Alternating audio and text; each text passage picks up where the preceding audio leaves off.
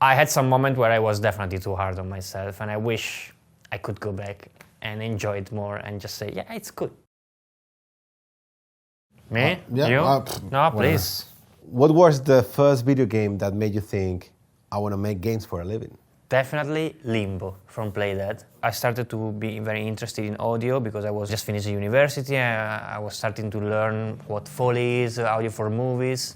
And I played that game and I remember that it was so special, the sound, and so unique that it made me think, okay, I can do something incredibly good and creative also in video game. I think for me is the Uncharted series. Back in the day, there was not very much like a specialization for game audio. It was more like sound production. And I remember playing that game that, you know, like hearing all the detail that it was put onto the Foley and epic moments that made me think like, I really want to do this for a living.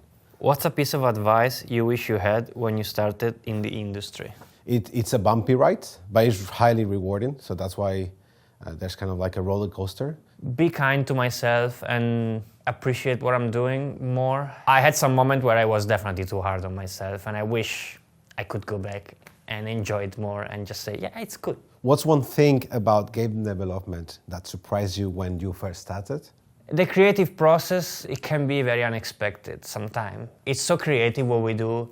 There is so much imagination that things sometimes can change. I think to me it's because my background is films. When I started to do video games, one of the things that surprised me the most is how many moving parts there were. All departments, they do things that are very separate from each other, but at the end of the day, they need to glue together into one entity, you know? If you could live in any video game world, which one? Man, I know what you're gonna answer, so I'm gonna ask that again. But if you could live in any video game world, which one would it be and why? So I will be an orc living in Orgrimmar in the World of Warcraft universe.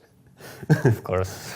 I mean, after all these years working in video game, probably I would live in Stardew Valley, just farming and harvesting vegetables. That probably would be my goal.